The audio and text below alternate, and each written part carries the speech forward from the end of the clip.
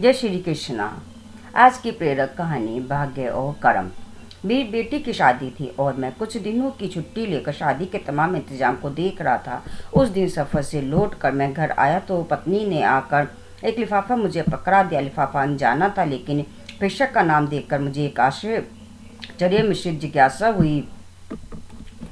अमर विश्वास, एक ऐसा नाम जिसे मिले मुझे वर्षों बीत गए थे। मैंने लिफाफा खोला तो उसमें $1 लाख का चेक और एक चिट्ठी थी। इतनी बड़ी राशि, वह भी मेरे नाम पर। मैंने जल्दी से चिट्ठी खोली और एक सांस में ही सारा पत्र पढ़ डाला। पत्र किसी परी कथा की तरह मुझे अचंभित कर गया। लिखा था, आदरणीय सर, मैं एक छोटी सी भेंट आपको दे रहा हूँ। मुझे नहीं लगता कि आपके एहसानों का कर्ज मैं कभी उतार पाऊंगा। ये उपहार मेरी अनदेखी बहन के लिए है। घर पर सभी को प्रणाम। आपका अमर। मेरी आंखों में वर्षों पुराने दिन सहसा किसी चलचित्र की तरह तैर गए। एक दिन मैं चंडीगढ़ में टहलते हुए एक किताबों की दुकान पर अपनी मनपसंद पत्रिका उलट पलट कर रहा था कि मेरी नज़र बाहर पुस्तकों के एक छोटे से ढेर के पास खड़े लड़के पर पड़ी। वह पुस्तक की दुकान में घुसते हुए संभ्रात व्यक्ति से कुछ अनुनय विनय करता हुआ कोई प्रतिक्रिया न मिलने पर वापस अपनी जगह पर जाकर खड़ा हो जाता। मैं काफ़ी देर तक मूक दर्शक की तरह यह नज़ारा देखता रहा। पहली नज़र में यह फुटपाथ पर दुकान लगाने वाला द्वारा की जाने वाली सामान्य सी व्यवस्था लगी, लेकिन उस लड़की के चेहरे की निराशा सामान्य नहीं थी। वह हर बार नई आशा के साथ अपनी कोशिश करता, फिर वही निराशा। मैं काफ़ी देर तक उसके देखने के बाद अपनी उत्सुकता दबा नहीं पाया और उस लड़के के पास जाकर खड़ा हो गया। वह लड़का कुछ सामान्य सी विज्ञान की पुस्तकें बेच रहा था। मुझे देखकर उसमें फिर उम्मीद का संचार हुआ और बड़ी ऊर्जा के साथ उसने मुझे पुस्तकें दिखानी शुरू की। मैंने उस लड़के को ध्यान से देखा। साफ सुथरा चेहरा पर आत्मविश्वास, लेकिन पहनावा बहुत ही साधारण। ठंड का मौसम था और वह केवल एक हल्का सा स्वेटर पहने हुए था। पुस्तकें मेरे पास किसी काम की नहीं थी, फिर भी मैंने जैसे किसी सम्मोहन से बंद कर उससे पूछा, बच्चे, ये सारी पुस्तकें कितने की हैं? आप कितना दे सकते हैं सर? अरे कुछ तुमने सोचा तो होगा, आप जो दे दोगे। लड़का थोड़ा निराश होकर बोला, तुम्हें कितना चाहिए? उस लड़के ने अब यह समझना शुरू कर दिया कि मैं अपना समय उसके साथ गुजार रहा हूँ। 5,000 रुपये, वह लड़का कुछ करवाहट में बोला। इन पुस्तकों का 500 भी दे दो तो बहुत है। मैं उसे कि नहीं करना चाहता था, फिर ऐसे मुंह से निकल गया। अब उस लड़के का चेहरा देखने लायक था, जैसे ढेर सारी निराशा किसी ने उसके चेहरे पर उड़ेल दी हो। मुझे अब अपने कहीं पर पछतावा हुआ। मैंने अपना एक हाथ उसके कंधे पर रखा और उसे सांत्वना भरे शब्दों में फिर पूछा, देखो बेटे, मुझे तुम पुस्तक बेचने वाले तो नहीं लगते। क्या बात है, साफ साफ बताओ कि क्या ज़रूरत है? वह लड़का तब जैसे फूट पड़ा। शायद काफ़ी समय निराशा का उतार चढ़ाव अब उसके बर्दाश्त के बाहर था। सर, मैं 10+2 का कर चुका हूँ। मेरे पिता एक छोटे से रेस्टोरेंट में काम करते हैं। मेरा मेडिकल में चयन हो चुका है। अब उसमें प्रवेश के लिए मुझे पैसे की ज़रूरत है। कुछ तो मेरे पिताजी देने के लिए तैयार हैं, कुछ का इंतजाम वे अभी नहीं कर सकते। लड़के ने एक ही सांस में बड़ी अच्छी अंग्रेजी में कहा, तुम्हारा नाम क्या है?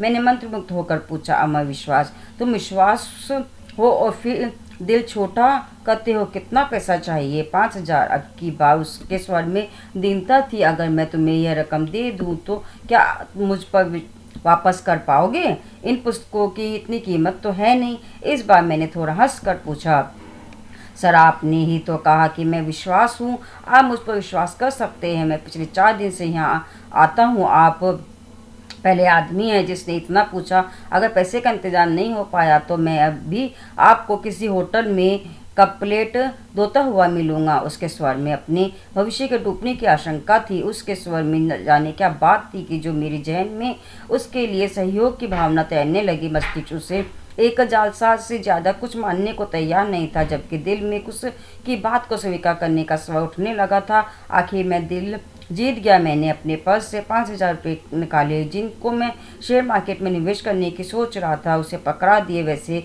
इतने रुपये तो मेरे लिए भी मायने रखते थे, लेकिन ना जाने किस मोह ने मुझे से वह पैसे निकलवा लिए देखो बेटे, मैं नहीं जानता कि तुम्हारी बातों में, तुम्हारी इच्छा शक्ति में कितना दम है, लेकिन मेरा दिल कहता है कि तुम्हारी मदद करनी चाहिए, इसीलिए कर रहा हूँ। तुमसे 4-5 साल छोटी मेरी बेटी भी है मिनी, सोचूंगा उसके लिए ही कोई खिलौना खरीद लाया। मैंने पैसे अमर की तरफ बढ़ाते हुए कहा। अमर हतप्रभ था, शायद उसे यकीन नहीं आ रहा था कि उसकी आंखों में आंसू तैर आए। उसने मेरे पैर छुए तो आंखों से निकली 2 बूंदें मेरे पैरों को चूम गई। ये पुस्तकें मैं आपकी गाड़ी में रख दूं?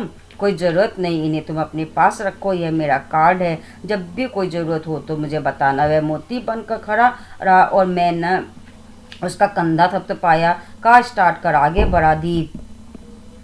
कार को चलाते हुए वह घटना मेरे दिमाग में घूम रही थी कि और मैं अपने खेले हुए जुए के बारे में सोच रहा था, जिसमें अनिश्चितता की ज़्यादा थी। कोई दूसरा सुनेगा तो मुझे एक भावुक मुख से ज़्यादा कुछ नहीं समझेगा था।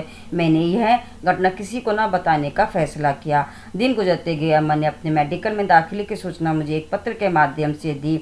मुझे अपनी मूर्खता में कुछ मानवता नजर आई। एक अनजान सी शक्ति में, या कहें दिल में अंदर बैठे मानव ने मुझे प्रेरित किया कि मैं 1000-2000 रुपये उसके पते पर फिर भेज दूं।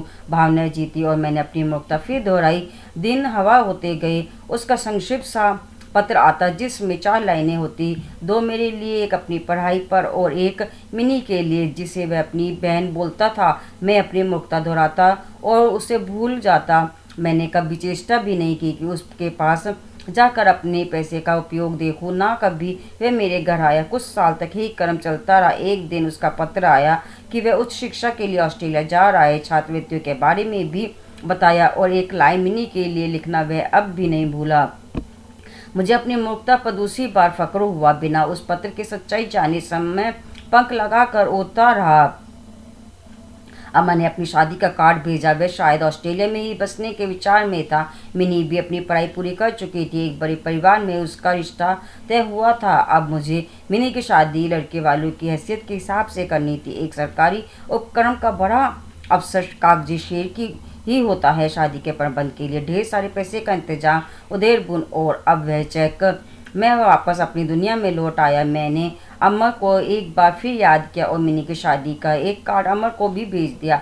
शादी की गहमी चल रही थी कि मैं और मेरी पत्नी व्यवस्था में व्यस्त थे और मिनी अपनी सहेलियों में एक बड़ी सी गाड़ी मेरे घर के पास आ रुकी और एक संभ्रांत में शख्स के लिए ड्राइवर ने गाड़ी का गेट खोला तो उस शख्स के साथ उसकी पत्नी, जिसकी गोद में एक बच्चा था, भी गाड़ी से बाहर निकले। मैं अपने दरवाजे पर जाकर खड़ा हुआ तो अब लगा कि इस व्यक्ति को पहले भी कहीं देखा है। उसने आकर मेरी पत्नी और मेरे पैर छुए। सर, मैं अमर, वह बड़ी श्रद्धा से बोला। मेरी पत्नी अचंभित थी, खड़ी थी। मैंने बड़े गर्व से उसे सीने से लगा लिया। उसका बेटा मेरी पत्नी की गोद में घस अनुभव कर रहा था। मिनी अब भी संशय में थी। अमर अपने साथ ढेर सारे उपहार लेकर आया था। मिनी को उसने बड़ी आत्मीयता से गले लगाया। मिनी भाई पाकर बड़ी खुश थी। अमर शादी में एक बड़े भाई की रस्म की तरह से निभाने में लगा रहा। उसने ना तो कोई बड़ी जिम्मेदारी मुझ पर डाली और न ही मेरे चाहते हुए भी मुझे एक भी पैसा खर्च करने दिया। उसके भारत प्रवास के दिन जैसे पंख लगाकर उड़ गए।